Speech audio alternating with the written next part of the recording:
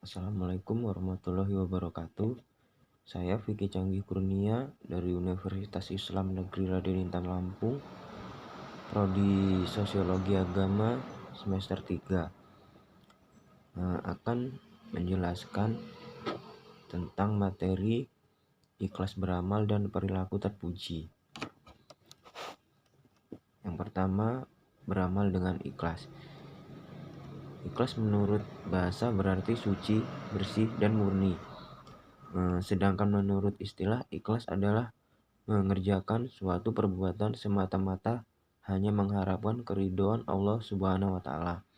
Artinya, apabila seorang muslim mengerjakan suatu ibadah, maka niatnya bukan karena ingin dipuji, ingin dilihat orang lain, atau ingin mendapatkan nama atau lain sebagainya, tetapi semata-mata hanya karena Allah.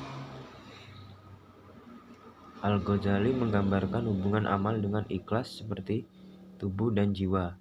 Kedua menjadi suatu kesatuan yang tidak dapat dipisahkan.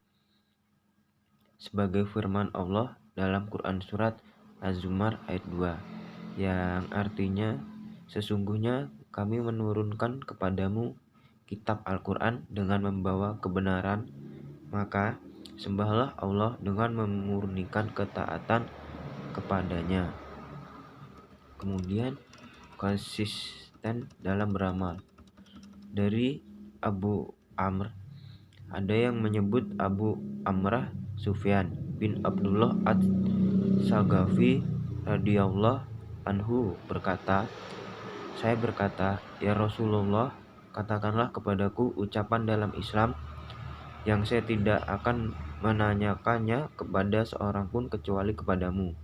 Rasulullah menjawab, katakanlah, saya beriman, kemudian istiqomahlah. Riwayat Muslim.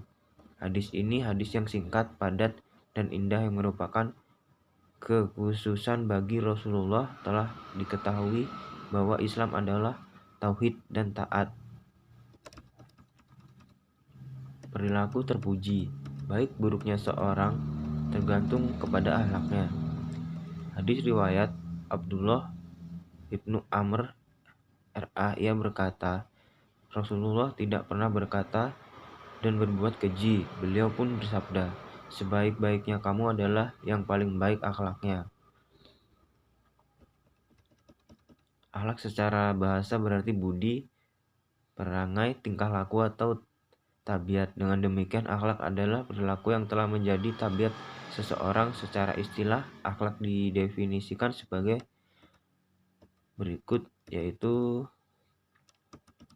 akhlak adalah gambaran keadaan jiwa yang tertanam di dalam diri seseorang secara kuat yang menimbulkan macam-macam perbuatan dengan mudah tanpa memerlukan pemikiran dan pertimbangan.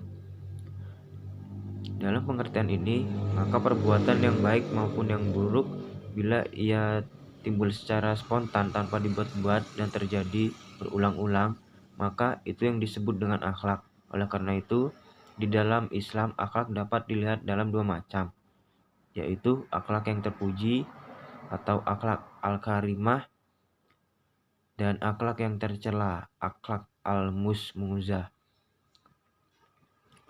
Pernyataan Rasulullah bahwa orang yang terbaik adalah yang baik akhlaknya mengindikasikan bahwa akhlak sangat penting dalam mencirikan derajat seseorang. Oleh karena itu, tingkat keimanan dan keislaman seseorang dapat dilihat dari perilaku baiknya. Yang terakhir, kejujuran membawa kepada kebaikan. Pada Quran surat Az-Zumar ayat 33 yang artinya, dan orang-orang yang membawa kebenaran atau Muhammad dan membenarkannya, mereka itulah orang-orang yang bertakwa. Perintah itu berlaku jujur dalam hadis di atas mengindikasikan al-ijab, yaitu sesuatu yang harus dilakukan oleh pribadi muslim. Perintah yang bersifat pasti ini menunjukkan kedudukan sifat jujur sangat penting dalam Islam. Kejujuran adalah bagian dari diri manusia. Hal ini dikarenakan kejujuran bebas dan rasa bersalah yang tidak dihantui rasa ketakutan. Kemudian di sisi lain juga berlaku jujur karena ia merupakan bagian dari diri manusia. Maka kejujuran itu bersifat universal. Sekian yang dapat saya sampaikan.